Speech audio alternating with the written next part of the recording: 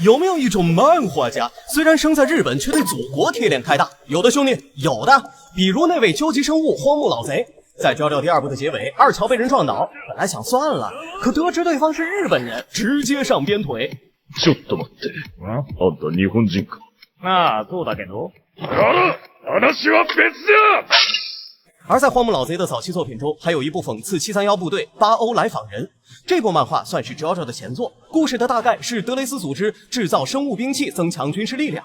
其中的光头是不是很像东条英机？第二位给荒木颁过奖的手冢治虫，他亲身经历了那场战争，所以创作有3大原则：不拿战争或灾难的牺牲者开玩笑，不对特定职业表现出轻蔑，不拿民族或大众开玩笑。我们都知道手冢治虫老爷子是铁臂阿童木之父，但他还有一部作品强调对战争的深刻反思，《三个阿道夫》。老爷子在描绘日军暴行时没有丝毫隐瞒，还对其进行深刻的批判，执刀之人必死于刀下。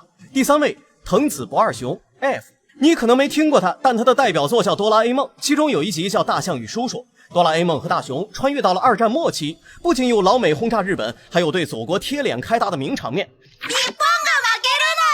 而这段其实有2个版本，第一版是比较平静，说出日本战败。戦争ならもうすぐ終わりますよ。そう、日本が負けてね。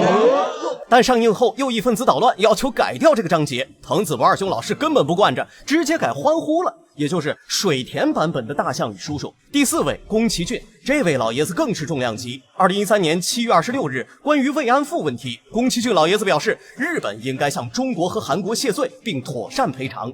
他可能也是唯一一个公开承认日本侵华战争错误的漫画家。他国を自国のために犠牲にして侵略することは絶対あってはならない。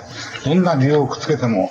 それどんなに美化しても美化しきれない。2015年7月13日，宫崎骏老爷子更是喊话安倍，应该对侵华战争痛彻反思。深く反省しているということを明言しなければいけないと思っている人間です。宫崎骏老爷子的作品中也有很多对战争的批判，比如《红猪》中主角的一段话：要我变成法西斯，我宁愿当只猪。第5位鸟山明，想必《龙珠》大家都看过吧？那你记不记得这段对话？罪もない者を殺しただと。貴様らサイヤ人のしてきたことが正しかったとでも言うのか。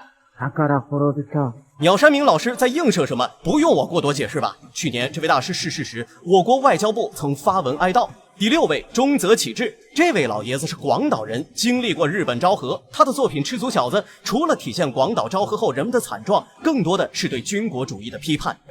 なんか今頃終戦ね。今の国の指導者も間違っとるし、軍部の奴らもどうかしとるんじゃ。わしは非国民じゃ。お父ちゃんはそのことを誇りにしとるんじゃ。こんな人を殺し合う戦争が正しいはずなのじゃろ。我想起了这样的一句话：君子生于小国，并非君子之过。